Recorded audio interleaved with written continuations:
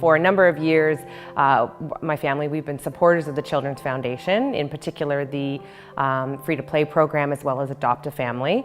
That's really an important thing to us. I've got two young children, a daughter who's 13, named Maren, she's in grade 8, and a son who is in grade 4, he's 9. So as we got into the school years, we realized he was struggling with reading as well and writing. So from a learning perspective, there was a bit of a struggle. We learned through this that he was diagnosed with a learning disability, so in reading and writing expression.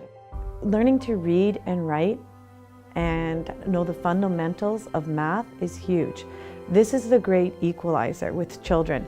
So when they come to school and the teachers start testing them and they put them in different groups, and there are some children who have had access to wonderful programs. I'm happy that they're doing computer programs, they're getting tutoring in areas they need it. It's great. But for those kids whose families can't afford it, there can be a big difference. And not every child obviously needs it, but those who do need that extra support through tutoring, through babysitting courses, even with older students, to be able to get their license and to have driving lessons. These things are really important for our youth to be involved in community. So we have had, so that was in about April that we kind of learned this. By May, he was in these sessions. So we go once a week to a 30-minute session. Every session is $77 that we go to, so every half-hour session.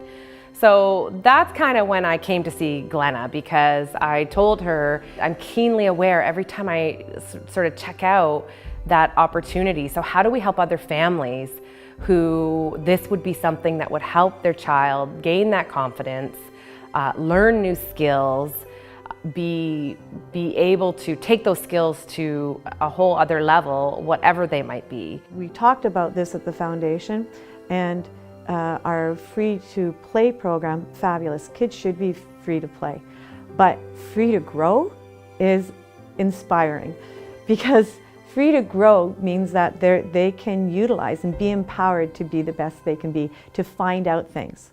But children in poverty are not free to grow the way they can't. You can see it, they're limited by the scope of their existence. When you don't have those resources, you spend your time during your day worrying about things such as shelter or food security, the most basic things in life. Most of us, when we wake up, we have a plan for the day. We've got things that we're going to go and do. We maybe have a job that we have, that we enjoy if we're lucky. For people in a low-income situation, when they get up, they're quite often more concerned with, will there be enough food for today's meals? Will we still have a place to stay and sleep today? And those are very different priorities for a person to have. And until those are sorted out and the person is satisfied that they've got those settled, it's very hard to move ahead and look at your children and making sure that they're growing and developing to meet their full potential as best they can. I see it as not having opportunity to be who they are when the person beside them does, because the parents have the wherewithal to be able to help their child. And these other children, the great thing about it is that they don't realize that they don't have those opportunities, but they're going to. As they get older, they're going to become more aware of their social situation. And they need to, they have hope when they're young.